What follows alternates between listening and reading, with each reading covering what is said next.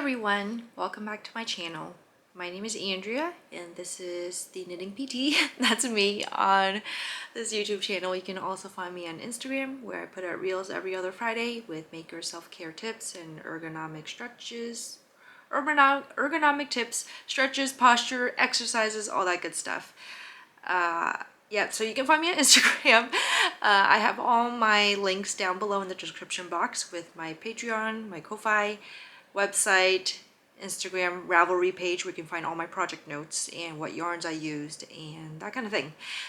Any dyers, makers, designers that I talk about will also be linked in the description box below.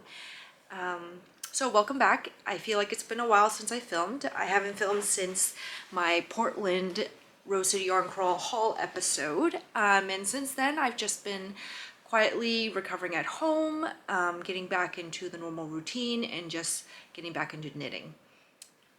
So you'll notice probably that I am not sitting in front of my yarn stash like I have been for the past several episodes. And there's a reason for that. And that reason is that my stash is completely bagged up, boxed up now. After I got back from Portland, a week after, I found some carpet beetles in our house. And if you don't know, carpet beetles eat things like wool and fibers, natural fibers and that kind of thing. So I quickly boxed and bagged up my stash.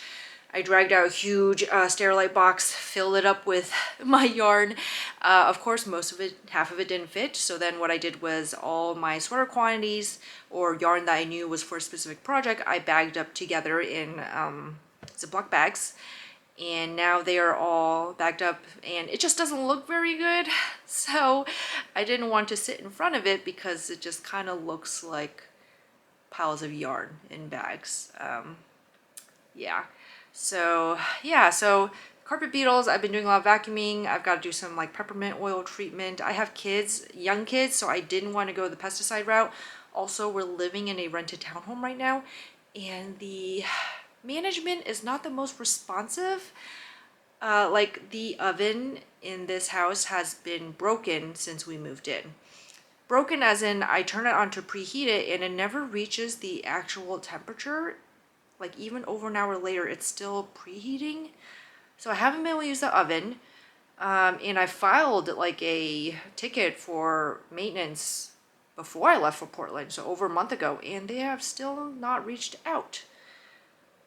And I followed up at least once already, and yeah, I've got to follow up again this week, but so I don't have much confidence that if I were to file a maintenance request for like, what is the word, fumigation or just extermination, that it would actually happen in time. So I'm just gonna take things into my own hands. So anyway, so that's why I'm sitting here in my knitting nook. I try to make it a little bit nicer looking. Got one of my knit blankets here. I've got a little pile of yarn here that I'll be talking about later. But let's start off with finished objects. So I've got two finished objects to show you. One of them is I'm wearing right now. This is my grain sweater. This is from the Ready to Set Raglan book by Pom Pom Magazine.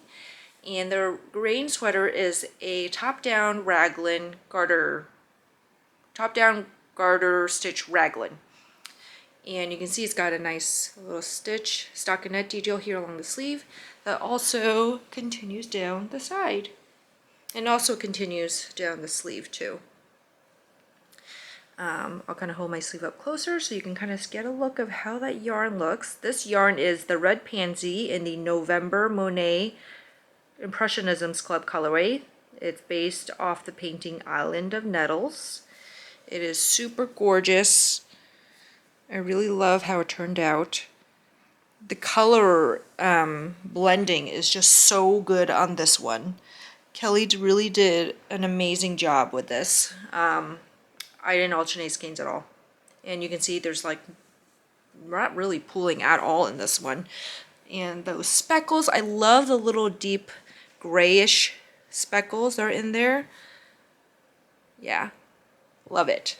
Anyway, so I knit a size 2, I think. It was like a 41-inch bust circumference. My bust is 34 inches, so that gave me about 8 inches of ease. You see me frantically doing the math. And it's just got this like oversized sweatshirt feel, and I really, really love it. Super love it. yeah. Yeah. I knit the sleeves. I knit the sleeves according to the pattern this time. Like I did all the decreases as written because after what happened with my October sweater, the chrysanthemums, the ribbed garter rib sweater, and with the sleeves ending up slightly too large, I decided to follow pattern this time, which worked out great. They're not too big. They're a little bit loose, but I like that.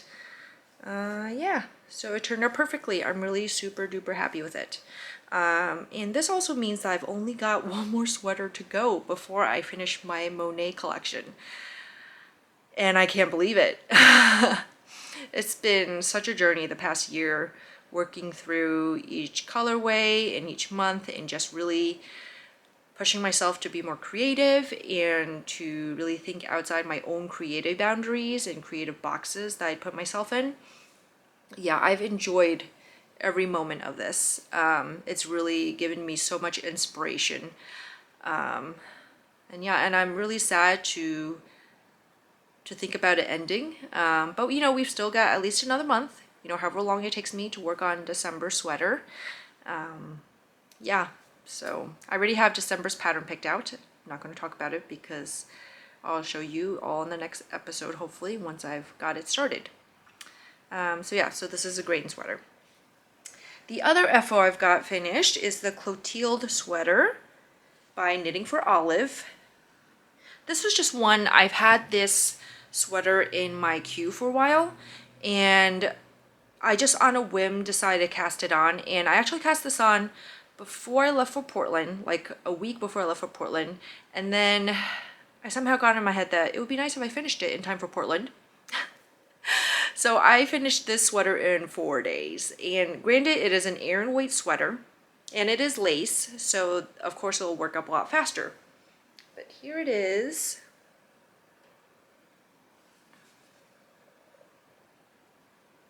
Look at that deep green. So this colorway is Dashing from Woolberry Fiber Co., and this was part of her collective. I think this was November's collective colorway or December. I can't remember now.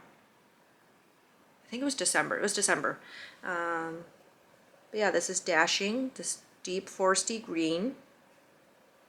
Yeah, and it was just perfect. I just kind of decided because I wanted to knit up a heavier weight sweater, but I wanted to be able to wear it still this year. So that's kind of why I pushed myself suddenly to make this. And it was kind of a nice, I guess, palette cleanser in a way because it knit up so quickly. I'd been working on a lot of projects. Like I'd been working on this grain sweater for weeks. And so I was just feeling like I wanted to work on something a little different and something a little faster. And this was perfect. Yeah, so Clotilde sweater, I knit the smallest size. I don't remember what the bust circumference is, but I knit size 1. And it fits perfectly. Just slightly oversized, not too much. And I like that the lace kind of opens it up more, so it's not too warm. Even though it is an Aran weight sweater, it's not terribly warm because of the holes in the lace. So yeah. So that's it for my finished objects. For my works in progress, I have cast on pretty much all new things, I think, since the last time I recorded.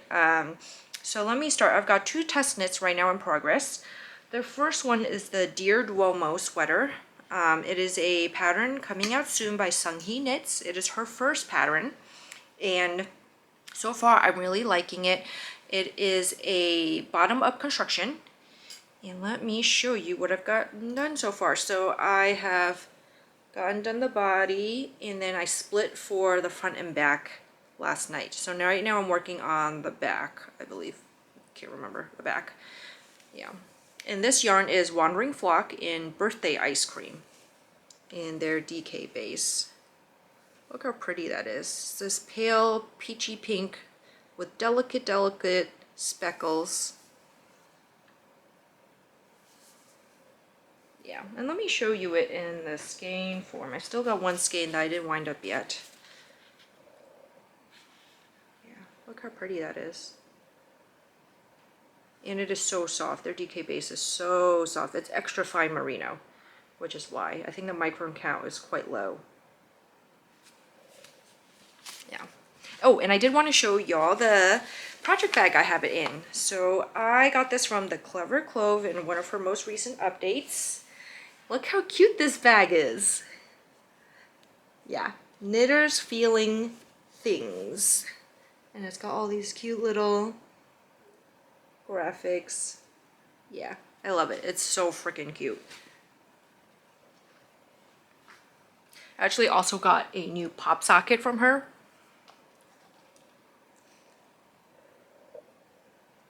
Look at that.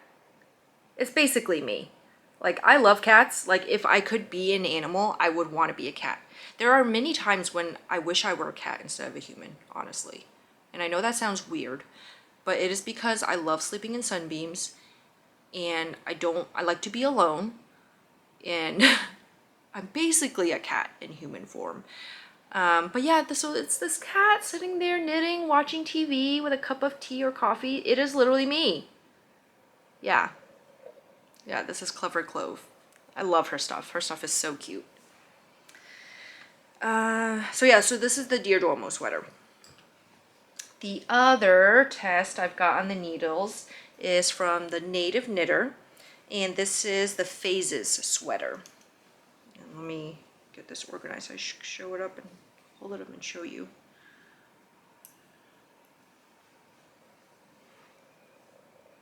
So it is a color work yoke, and it is a DK weight short sleeve sweater. So let me stretch out this part just so you can get a sense. I am still working on the color work. I still got about a third of it to go. Yeah, but it is, it calls for 1 main color and 4 contrast colors. And so the colors I'm using, this is J'adore Fibers in her one-of-a-kind rose gold. The peach is from Plank and Stella in a colorway called Send Nudes. This, I don't know what I call it, taupey color is Amanda Hope yarn, and the colorway is Chocolate Mousse. And this dark gray is House of a la Mode, and the colorway is Tailored Suit. And this light gray with some speckles in it, is Plank and Stella again, and this is Pirate's Lost Booty. Yeah. It is a little bit different for me, this kind of color palette, but I am enjoying the difference in it. It's probably one of the more striking things I've ever knit, but I'm pretty happy with my color combination. This was all from my stash and all just skeins I put together, so I'm really happy with the palette I put together. It is a little bit outside of what I usually knit, but I think it'll look pretty good.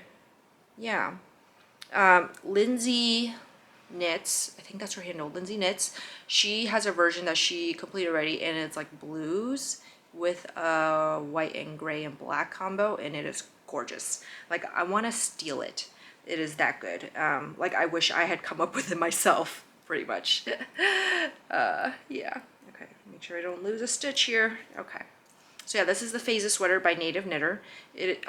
Both of these test knits should be coming out probably like late April is my guess. I don't think there's set pattern release dates yet, but they're both due in April, so late April is probably the earliest the patterns will be released. So stay tuned. So those are the 2 whips I am working on. I am going to be casting on 2 more shortly. One will be my December sweater, and the other one, I've already got the yarn caked up for it, and it is a cardigan for my dad. And so my dad has requested that I make him a cardigan. I don't know if I've mentioned it on here before. I might have mentioned it in my vlog series in December, but my dad requested that I make him a cabled cardigan. And my parents are really cute with how they approach the knits I make for them. I've knit like a couple of shawls for my mom. I've knit them both socks, and they're so cute and precious. They told me that they only wear the socks when they go to sleep because they don't want to wear them out. They're right now living in Taiwan. In Taiwan, most places don't have central heating. So actually knit socks to go to sleep is probably quite cozy and warm. But yeah, and so my dad requested a cabled cardigan, and I had to oblige. And so he picked out So I worked with him on picking out a pattern, and so what I'll be knitting for him is the Jones cardigan from Tin Can Knits, and he picked out Stovepipe from Madeline Tosh. It's this beautiful deep blue-gray.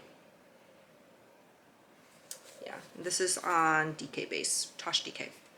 So yeah, so I will be casting that on shortly and working on it for the next several months. I don't really have a deadline for it yet. The deadline will be probably whenever they next visit, hopefully this summer. So actually my deadline is probably July. But I think that's doable if I keep working on it here and there slowly and I keep my test knitting to a manageable timeline. Yeah. Okay, so moving on to stash acquisitions. I don't have too much to show you this week, which is a really good thing because if you recall, I got a lot of yarn in Portland. But all I have to show you this episode is actually club things. So I guess 2022 is the year of yarn clubs for me. I am continuing on with the Red Pansies monthly club. This year she's doing a different format where she will be doing 3 months at a time for inspired by a certain painter. Instead of like doing a whole year round with Monet, she will be doing 3-month sections. So the January, February, March are Georgia O'Keeffe. And so this is January's. This is based on the Painting Flower Abstraction. And it is so pretty. It's this beautiful kind of like muted palette with some black speckles or dark gray speckles in there. I really, really love it. I only got 1 skein of this on DK because I am not going to be doing a year of sweaters like I did last year. I kind of need a little bit of a break. I don't really know what I'm going to do with this. I had thought originally I might still do a yearly theme. Now I'm kind of rethinking that. Maybe not pressuring myself to make something on a timeline like I was last year. But I think with the single skein, I'll probably do like a bralette or something. Yeah, and I think I'm just going to be a little bit more... I won't be so rigid with this year's club. I think I will probably still purchase every month because it has been a great way for me to really great way for me to grow creatively. And Kelly is one of the few dyers who I trust implicitly with her color sense. Yeah, like she's just, the way she dyes and her color sense is just completely like my kind of style too. And so yeah, so I think I will still be, or you know, I don't know, maybe it'll be a CC with a sweater, or I don't know what. February's colorway should be arriving soon, and that was based on a painting from Georgia O'Keeffe. I can't remember the name of it right now, but it's very kind of vibrant pinks and purples and blues. So I did buy a small sweater quantity of that one, thinking that probably my daughter will love that colorway and want a garment in it. So I did purchase a sweater quantity of that with her in mind. So yeah, and I will show that to you all next time. The other yarn I got in the mail, this is from Woolberry. This is Collective. This is February's Collective, and this is the colorway Ode to Valentine. I got it on DK Tweed, or no, Berry Tweed, which is fingering tweed. Yeah, look how pretty that is. It is also not really a colorway I usually buy, but I'm thinking socks, if I ever knit socks again with this, or just something, or probably my daughter will also love this and want something out of this too. Yeah, I'm trying to be also mindful in my buying now, with not just buying yarn that I love and will want to wear, but also buying a little bit that my daughter will like. Her and I have fairly different color palettes. She really likes vibrant and bold colors, and she really loves pinks and purples. And so now that she is starting to request more knitted items, I'm trying to make sure I have some things in stash that are colorways that will appeal to her too.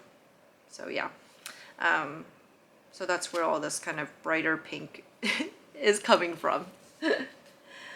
Another club that I am subscribed to this year is the Camellia Fiber Company subscription. I actually don't really know what she calls it. I don't remember. She didn't open it this year for new subscribers, but I did DM her and basically begged her to let me in because I highly regretted not subscribing to it last year. And so the way this club works is you get 2 skeins every 3 months, and you pay a certain amount every month. I think it's like $20 a month. Yeah, $20 a month. And so this quarters box came, and it is on this new linen base that she will be releasing soon. So this one is organic linen. It is a 4-ply fingering weight. It is 70% organic wool, 30% linen, and this is a colorway wheat.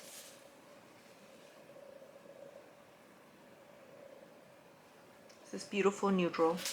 And then this is the same colorway wheat, but this is on a different base. This is also organic linen, but this is single ply fingering. So 70% organic wool, 30% linen, but single ply.